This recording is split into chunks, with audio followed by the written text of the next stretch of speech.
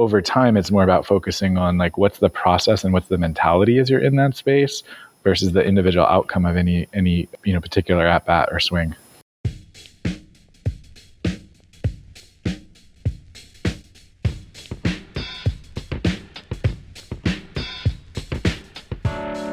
Welcome back to the final episode in Season 1 of Responsible Impact, a production of MagicLinks. I start every episode by saying that MagicLinks connects brands and influencers, and so this is the place where we discuss all things sustainability and e-commerce. You'll also have noticed that I wrap every episode with credits for Hazel Shin, who is the kind and heart-first head of marketing for MagicLinks, along with credits for Brian Nickerson, the company's co-founder and CEO. This episode, you get to hear from Brian. We actually have 3 Brians at MagicLinks at last count, so this is Big Brian or Brian with an I or just Nickerson. If you're someone who really, really wants to avoid a very fun use of a 4-letter word, then when you hear us talking about F-yes at the end of the show, just skip ahead a little bit, but not much, because the rationale behind it is worth a think. All right, season finale? Let's do this. Brian, tell people who you are. Hi, I'm Brian Nickerson. I'm co-founder and CEO of MagicLinks. MagicLinks is a e-commerce platform that connects influencers and brands. We're very excited to be a certified B Corp. That's a very new certification towards the end of 2020 that we received. And pretty much it. So one of the things that I've interviewed a lot of guests about over the course of the season is sort of how to tell what's important to them, or like how they got to realizing what was important to them so that they could then pursue it. And I think that you probably have some insight on this. So I'd love for you to kind of share how you discern sort of what matters versus what's noise. Oh, wow. That's a great question. I think what I try to do is listen to my heart and follow my heart and think independently. I feel like we live in a lot of noise right now, and most of our day-to-day existence is noise. Probably during the course of this podcast, not only both of us will have hundreds of emails and texts and Instagram notifications and all kinds of stuff that is happening. So I try to, I don't think you can be in the world right now and avoid all of that. But I do try to cultivate space where I'm away from those things. So that I can hopefully deeply listen and consider, and then choose courses of action. The phrase deep listening, is that something that you've always sort of done, or how did you become somebody who deep listens? Because I know that's not something I grew up with. So even just personally, I'm interested. Yeah, I think I've always been a little bit of I've always thought for myself, and I've always been an independent-minded person and someone who doesn't necessarily fully go with the grain. I remember in college when I was playing baseball, I returned from summer one time and walked into the coach's office. I was captain of the team, and my coach looked at me, and the first thing he said is, "Brian, you need to go put your head in a pencil sharpener." And that's because I grown my hair over the course of the summer. It's not as long as it is now, but it was pretty long. And the way that the baseball team at Dartmouth ran, and Coach Whalen, is that we would kind of like the New York Yankees, like no beards, short hair, professional in a certain way when we travel. So I think I've always had that streak. But the concept of deep listening, I feel like, has really been cemented for me in the last couple years as I've had the opportunity to work really closely with the author Dina Metzger.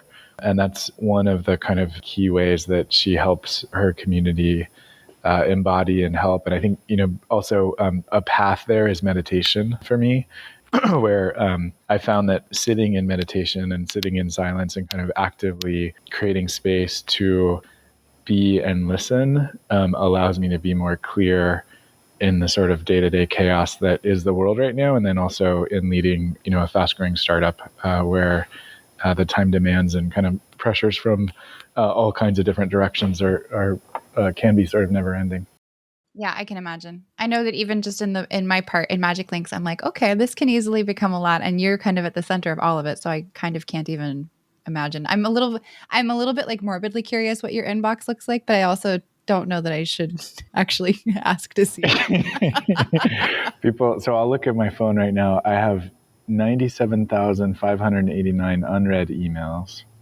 I have 13 unlistened to voicemails, and I have 54 unread text messages. Should we let you go get to those and then come back? Definitely not. Okay, gotcha. So you had said something to me when I was first kicking off the show, and you talked about the perfection is in the practice. And that was not something I'd heard put that way before. Maybe other folks have. But I would love for you to expand on that a little bit, because it was really impactful for me. And I think it's something that I see in the way that you run the business and in the way that we've even approached sustainability, right? Absolutely. For me, that comes from, baseball is probably the place where I honed that approach. The novelist George Will wrote an incredible book about baseball called Men at Work.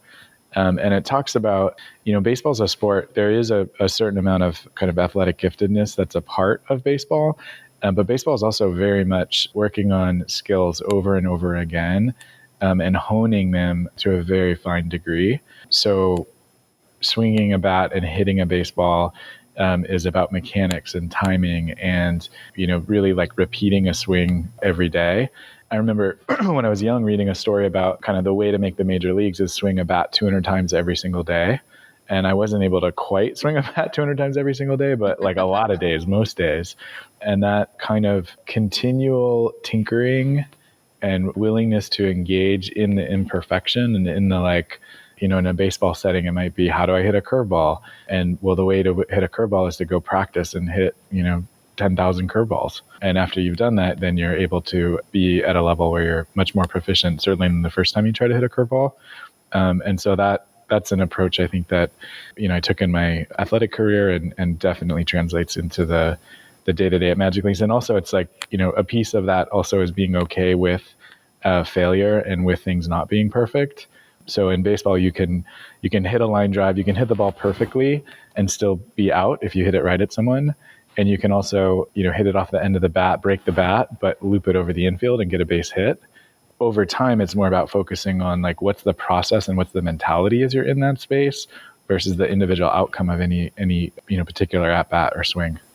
I'm remembering something in August when something that I was working on felt like it was kind of unspooling a little bit. And I was like, Brian, what do we do? What's happening? And I was really taken aback by the fact that you were like, oh no, this is exciting that we have some people who disagree and that there's a little bit of turbulence around it. And that it's a chance for us to learn and go deeper. And I was like, I've never heard anybody in a C-suite say this. I was like, what is happening? And I was very grateful for it, if I'm honest. I know that you're a big surfer, and I don't know if any of that sort of relates to the idea of stewardship of our community. I know a lot of surfers are very big environmental activists because they're literally in it all the time. Mm-hmm. Or if your idea of stewardship and community, just interaction and participation comes from somewhere else. Would you dive into that for a little bit? No pun intended. Yeah. I mean, so post baseball, surfing is kind of my new athletic activity and love. One thing that I think, there's so many dimensions to surfing that are reflective of life. It connects you obviously to the ocean and to water, and that's a huge part of our existence on the planet. It is water brings life.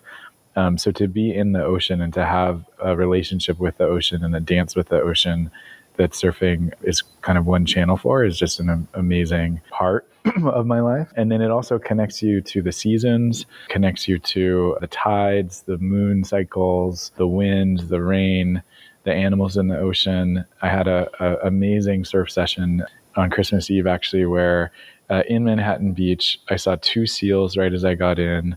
A pod of dolphins, probably 50 or 100 dolphins, were fishing right offshore. There was something underwater that stirred up some small fish to such a degree that 2 actually hit my hand as I was sitting on the surfboard. And that always makes you question sort of what's going on underneath that makes the fish jump out to, to me. Yeah, that's where I would go. Yeah.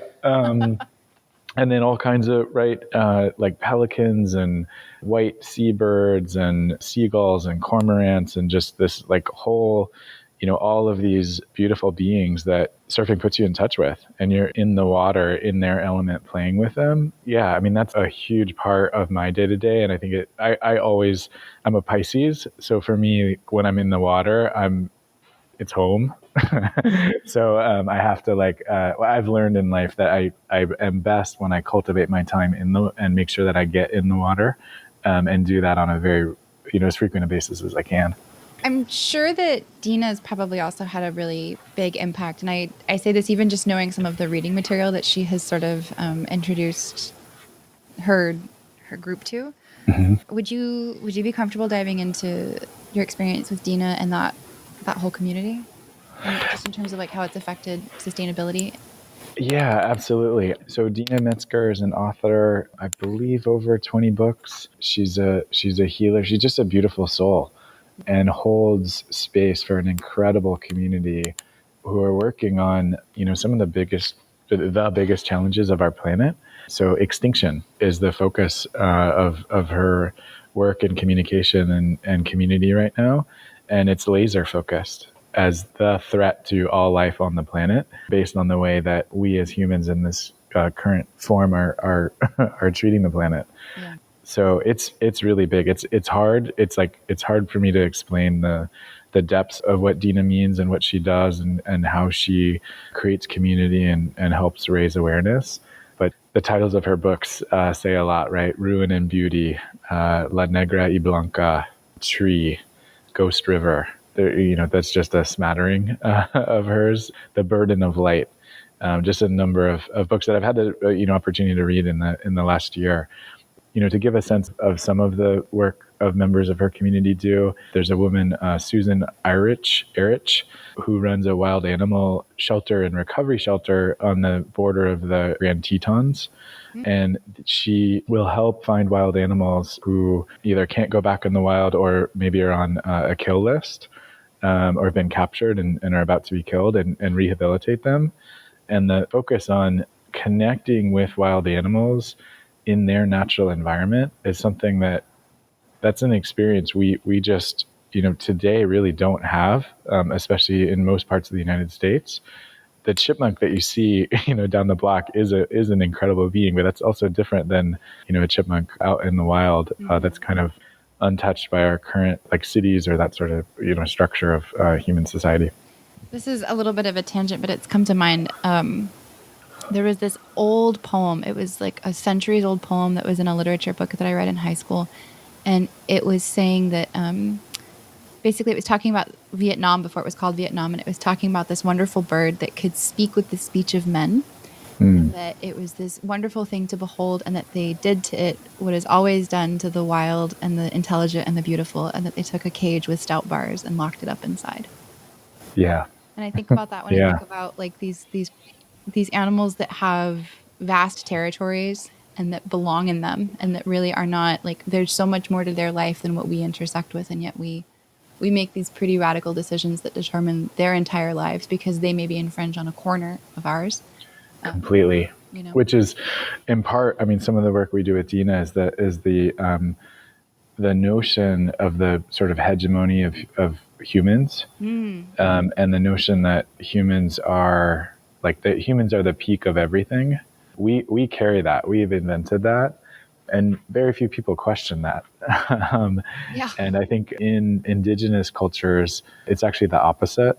Humans are the bottom of the chain and responsible for the curation and connection of all other beings. And our Western society has really been designed on the thought that humans are supreme, and therefore we can excavate, we can colonize, right?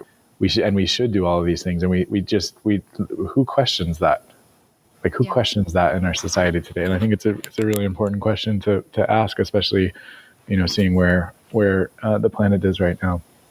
But you've actually set me up really perfectly for a pivot that I was hoping to make. So, I mean, obviously we use the earth in an extractive way as if it's all in service to us as part of just the way that we are as humans right now. And obviously a lot of business is conducted that same way. And we've really come to realize that this particular model of capitalism is doing a lot of damage that then everybody in the aggregate has to account for. Mm-hmm. And that the companies who maybe initiated are just kind of like, well, I don't know how that got there. And you're like, well, you do. You do. Yeah. You were there. And so the idea of like this book, Reimagining Capitalism in a World on Fire, Mm-hmm. and the idea of like being a B Corp. And so for listeners, part of becoming a certified B Corp is saying and taking into sort of the bylaws and the articles of incorporation for you as a business that you are going to make decisions that take everyone into account, including like your community, your employees, the environment. It's not just, the shareholders and initial investors. And so we've just gone through all of this with MagicLinks. And so this idea of leadership in a really sort of fundamentally different way.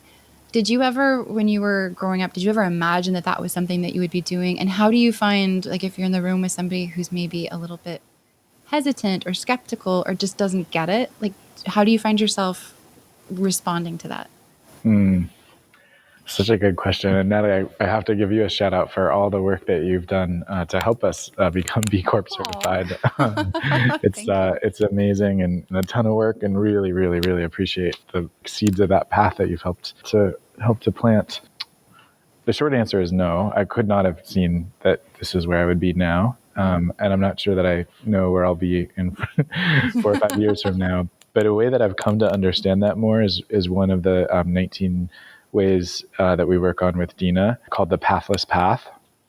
And so what that means is an embrace in the pathless path and a willingness to walk the pathless path, which can show up in moments both small and large. So as I think, right, like for me, playing professional baseball, going to, Ivy League colleges, and then I ran a shift at a stop sign manufacturing plant. I was part of Yahoo in their kind of early search marketing days and search. I never knew that. Search engine, yeah. Yeah. At sort of the early days of the launch of the search business. And then, getting into online coupons. And then now MagicLinks and influencer marketing, and then moving into B Corp. Like, I could never say this is like, it's not a normal path. I feel like, right? It's not like, I think that's I'm going to go to yeah. law school and then I'm a lawyer, right? It's a little different. Not to say there's anything wrong with that, but No, they're all valid. Our society today makes it hard to travel the pathless path.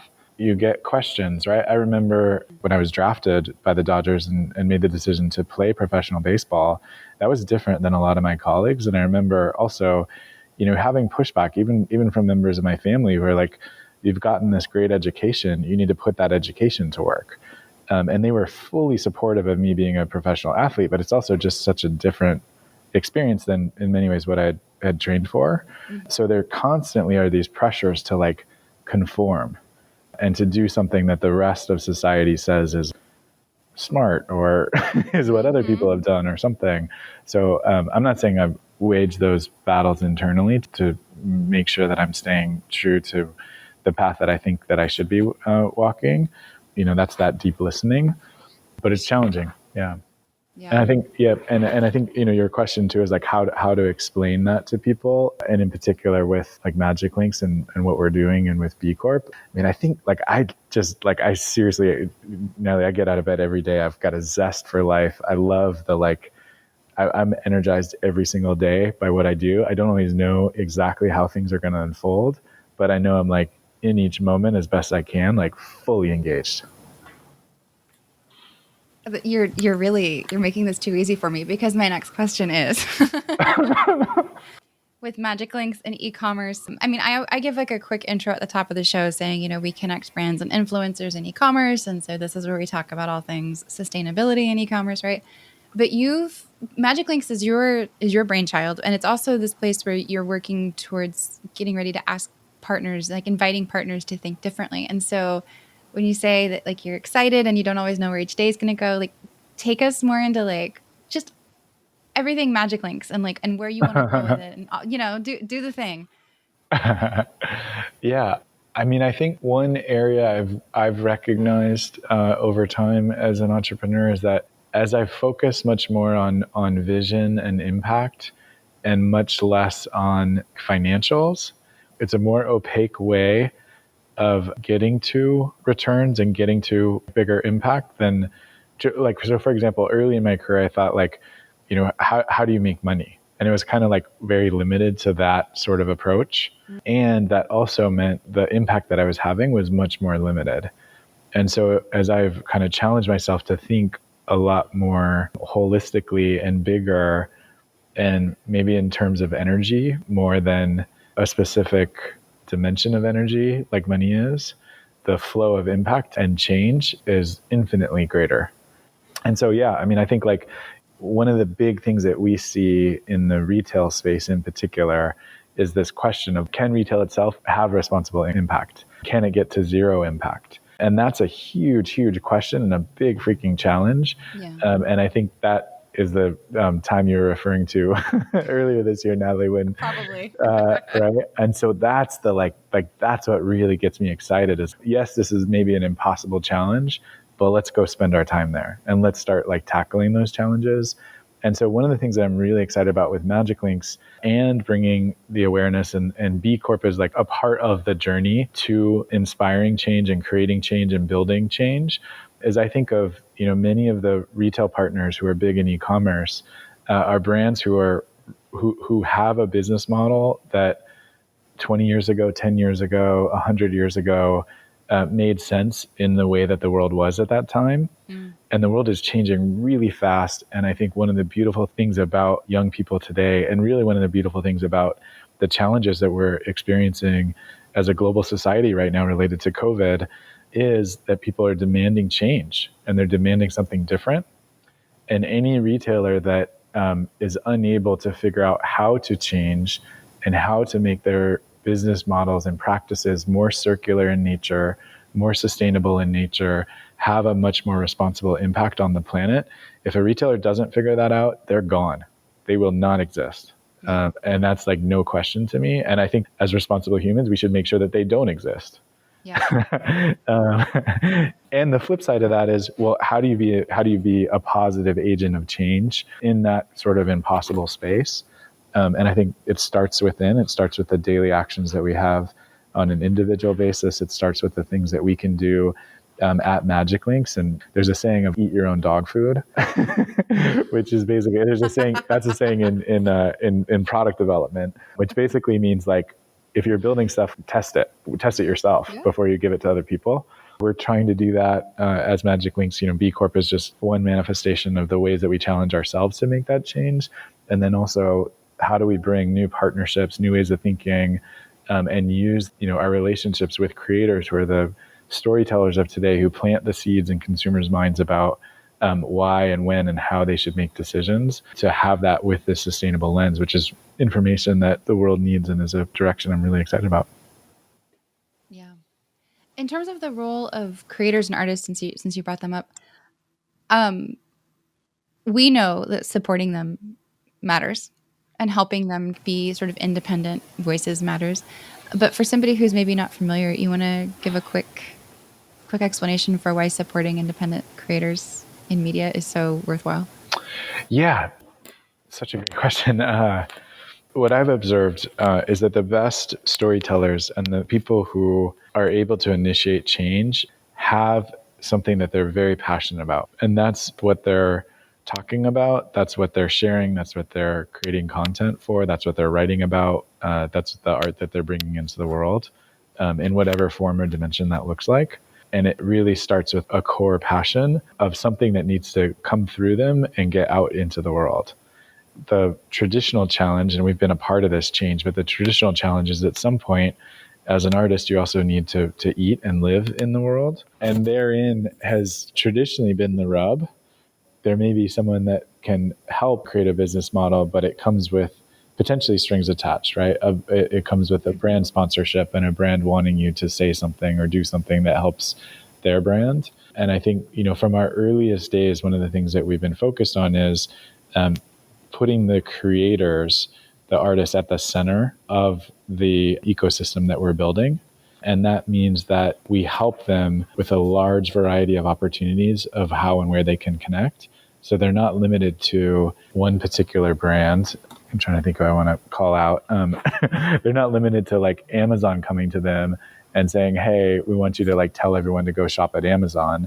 And the creator might be like, well, I shop at Amazon, but I also don't really appreciate the negative changes that they're bringing into our world and sort of the like overall domination that their company is, bringing in a whole lot of industries. I want something different, right? And so how do we empower choice and alignment and put the creators at which is like completely upside down and has been a challenge as we interact with brands, because brands usually want to be at the center of attention. And that means we've said no to a lot of business. Yeah. The idea of business as a value add for all parties and not just shareholders. How do you see that in 10 years? Like, what do you think that's going to, I don't know, just do you want to futurist that a little bit? Or I'm so excited about that. And I think that's the direction. I think business is a way of organizing people. It's a way of creating value in the world. And the question is the energy of that value limited to like one or a couple parties by taking from everywhere else, which I think has been the like colonial mindset in terms of the design of business? Mm-hmm. Or is there a way that business can be a force for good where energy is flowing in and amongst all of the participants? And that's what I'm super excited about. And I believe that, I know that's the future. I'd love for the entire world to get there. It might take a little while, but if we don't, we're also sort of heading straight over a cliff to the extent that we aren't able to figure that out. Yeah. What would you say to somebody who wants to run their business differently, but is really scared to change things up? Maybe somebody who's got, a bunch of people on payroll and a bunch of mindsets that are quite firm around them.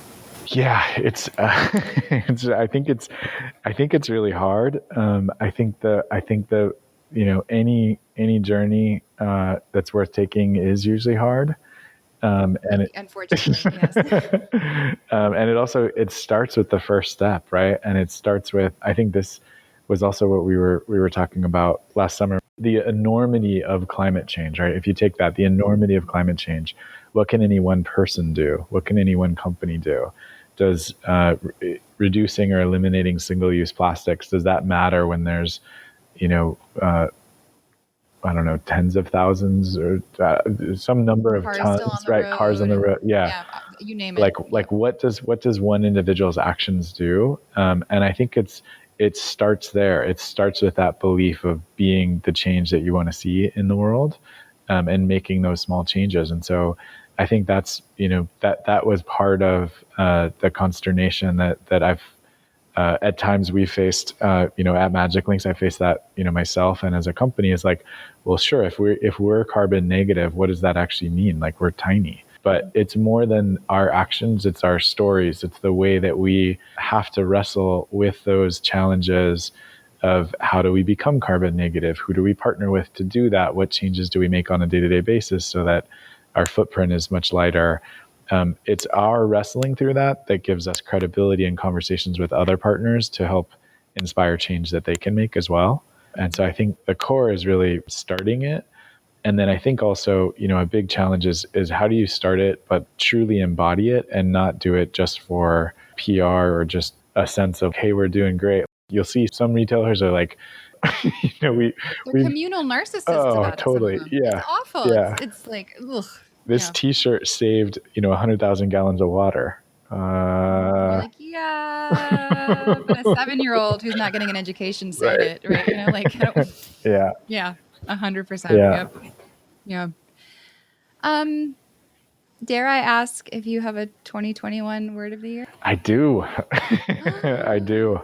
Oh my God. Yeah. Okay. So my words for the last couple of years, I think starting in 2016, and I'll share this as context because I think it's like at least helpful from sort of seeing like how the pathless path is unfolding for me. Is so first bold, and then bolder, and that was kind of early days of MagicLinks, like even just getting started and trying to get like the snowball rolling, or even like create a snowball, and then magic, and then limitless. In 2020 was zero impact, And the sort of dance between limitless and zero impact is interesting two poles. And then for 2021, my word is sacred. Ooh. Okay. I'm going to ask you to elaborate, but damn. Yeah. So the word came to me while I was surfing. It was actually in that surf session that I just shared with you. I'm just realizing that now. And as I was in the water that day, I heard and felt the word sacred. And I was like, whoa, okay, I think that's my word. When it came, I also shared, you said, what is it? And I said, well, it's a little tender now because it still needed time to take shape. Yeah.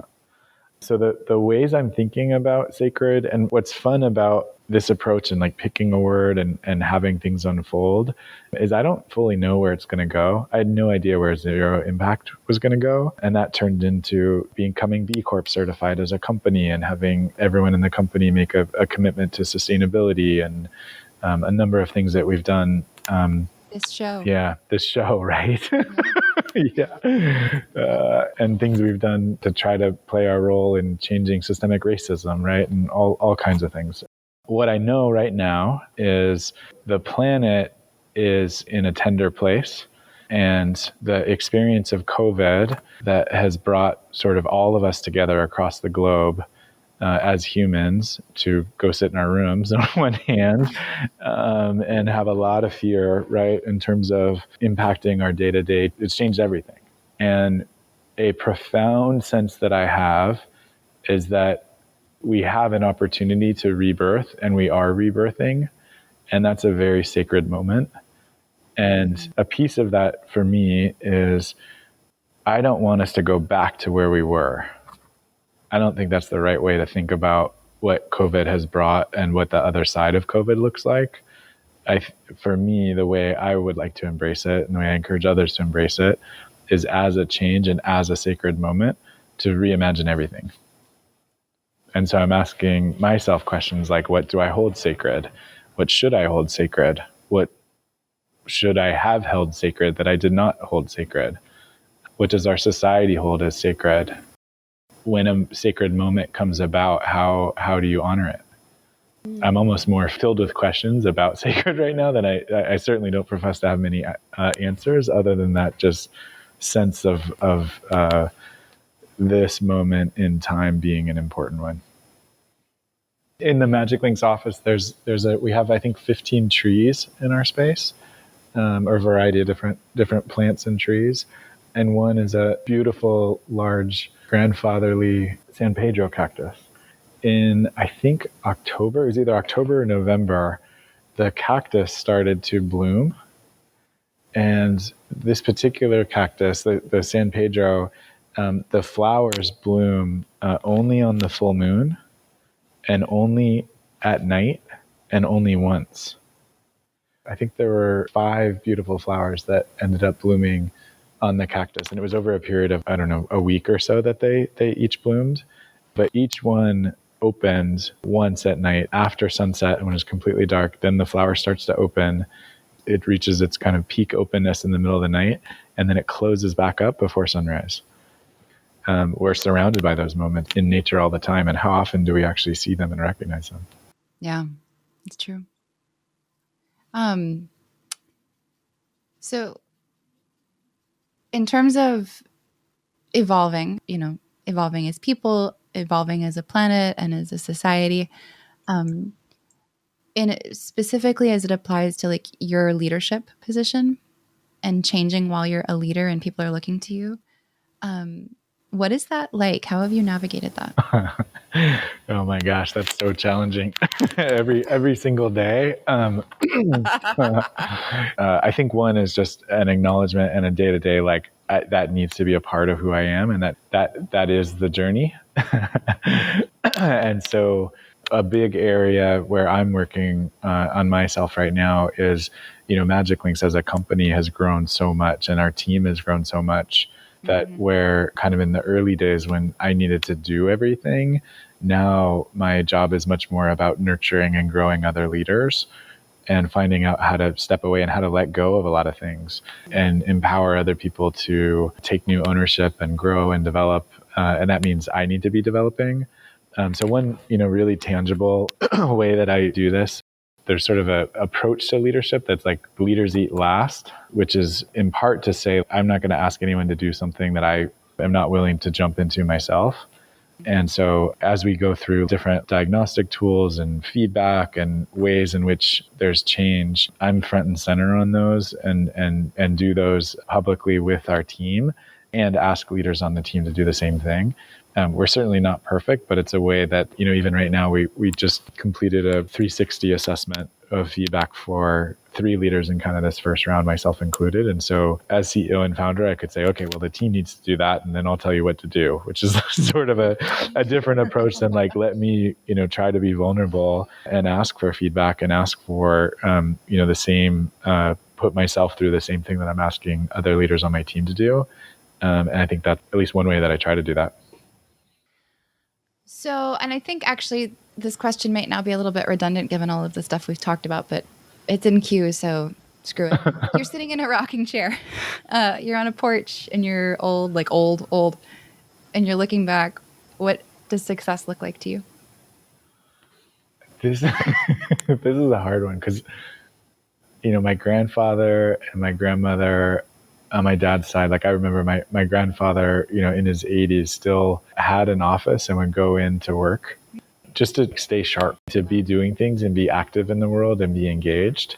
So I'd have to be like really old to be in a rocking chair and basically be like, yeah. So it's hard. It's honestly hard for me to reflect. I think a lot of people, who meet me now would have no idea that I was a professional athlete. I wouldn't have, no, if I'm honest. And the like, all the, that version of me then is very different than this version of me now, but I still take the learnings and the lessons and the pieces of me in that experience that translate to today. So yeah, that's a hard question for me to answer because I feel like, the work I'm doing with Dina is, how do we embrace and avoid extinction? So if I can play some role and like, how do you assign like what one person brought versus another? But if I can play some role in helping us change that path, that would feel pretty good. Nice. Last but not least, astute listeners will note that about midway through the season, we started adding a. Yeah, you know where this is going. We started adding a meow. A special meow to the very, very end as like a button on each episode. Brian, who does that meow voice? I have no idea. Meow. I should tell listeners, I found on the company files, it's literally called like cat meows. And Brian, you went through some of the most bizarre, like one of them sounds super angry. And one of them sounds like he's just drunk. Meow. And I was like, what was he doing? Yes.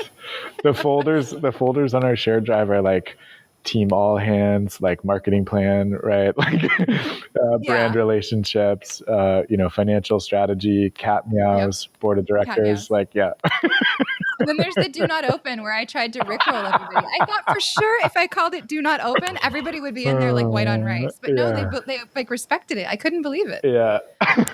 So there's a whole story behind the meow. And if anybody visits our site, you'll see these cats that meow too, that are different, like all over the site. Will you please explain the really fun backstory to the meows?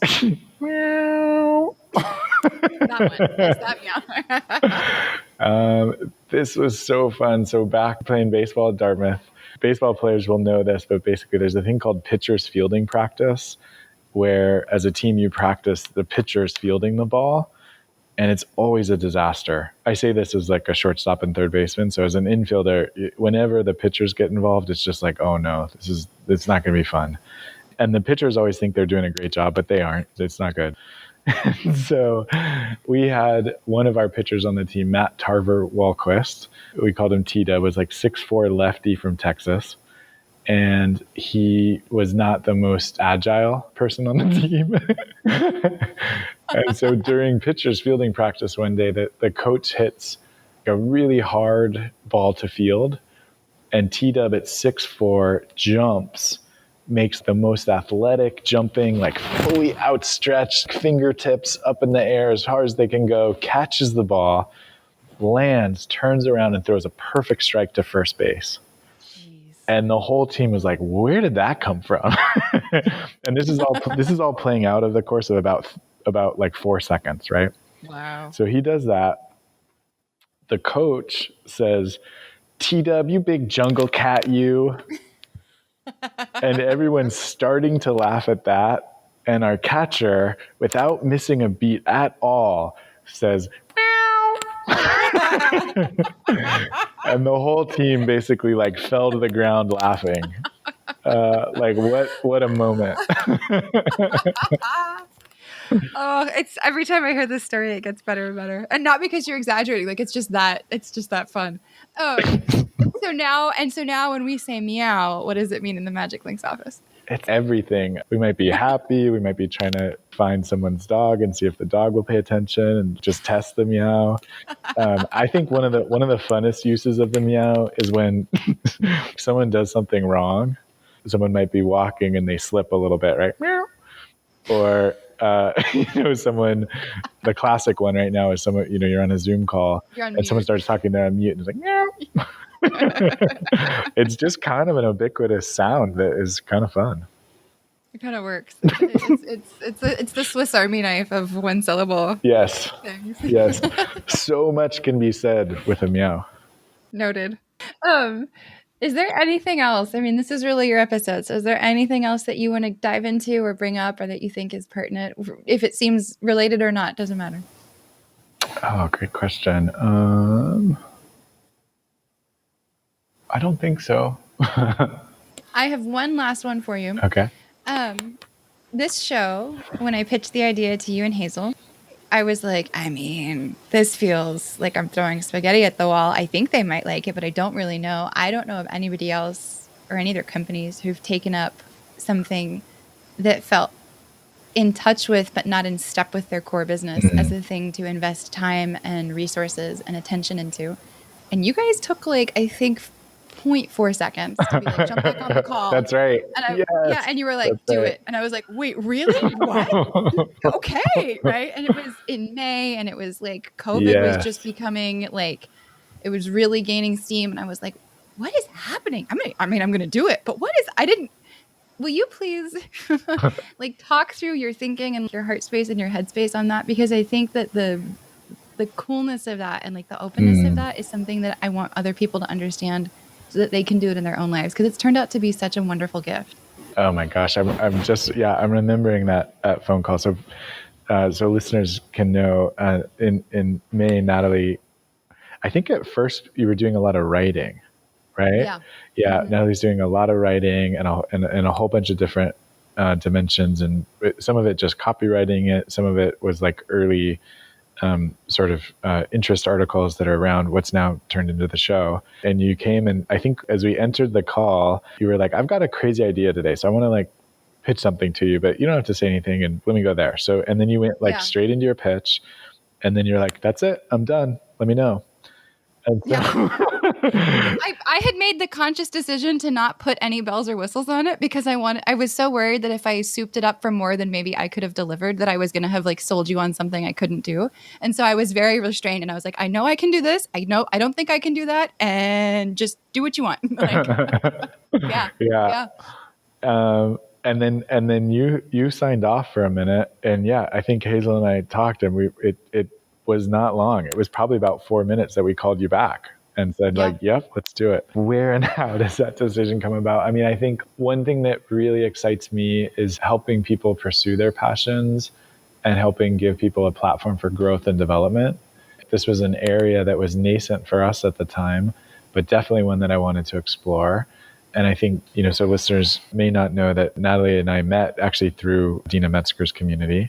And so I knew this was a place that was a genuine calling for you and a genuine deep area of concern and interest and change that you were wanting to bring into the world. And as we were kind of getting into that space as well, it just felt right, basically. It felt right. And so it was like, well, if it feels right, it's not going to feel much different tomorrow or a month from now. So let's go. Let's do it. That also at the time was a risk for MagicLinks, I guess, in the company at the time too, because with COVID, we didn't know what was going to happen to our revenue. We didn't know where our expenses were going. And everywhere around us, everyone was kind of cutting back on spending. And in all of that uncertainty to say, hey, let's go do that and invest time, energy, money, et cetera, into trying to do this was a big decision. But I think that's something, just as I've become more seasoned as an entrepreneur, is to know when and where to take bets. Usually the place that I go to is if I have a feeling, it goes a little bit to our hiring policy, our FES hiring policy. And from your pitch, you had passion, and it was like, this is an FES, of course, let's go do it. And then being like, okay, now, hey, it's been 2 days. Where's the episode? What's going on? I'm sure you were annoyed at that point, right? You're like, thanks for saying yes, but this takes some time. 1 sec. Aw, I guess that opens up one truly final question. Tell folks what an FES is. Does this go on network TV? Can I say the full word? No, you can say the full word. I'll put a fun little asterisk in the intro that's like, if you really don't like 4-letter words at minute X. Yeah. FES is fuck yes. And that's the way. That's the dance. You want to dance? Fuck yes. And if it's not that, then don't dance. Yep, then it's a no. Yeah. Absolutely. Brian, I'm sure this is not the last time we'll talk, but also not the last time that we'll talk in this kind of setting. I can't wait to do like a check-in episode. You're rounding out season 1, and I'm sure there are going to be big changes as we head into season 2 of the show. But thank you for greenlighting the show and making it possible in the first place, and for having sort of the heart space to allow any of it to happen. And of course, the things that MagicLinks are doing are,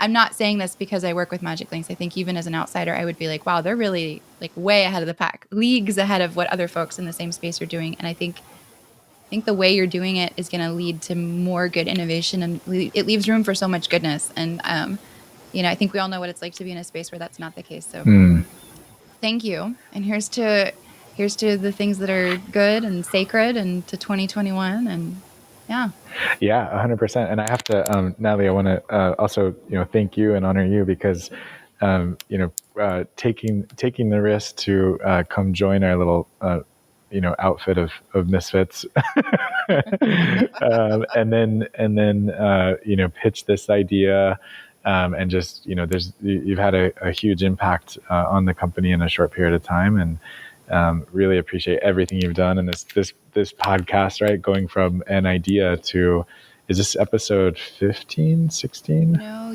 this is going to be episode 18. 18, yeah, in a short period of time, and amazing set of guests and listeners, and just highlighting the change that is urgently and desperately needed in the world, and just finding your voice as you've gone through this has been amazing. And it's so exciting to know that you're moving on into a bigger and better and more impactful role even than this, and we're super excited for your future as well. Thank you. You got to bring Bernadette back to the office as soon as we're able to all gather. Oh, of course. Have I told you that I've started?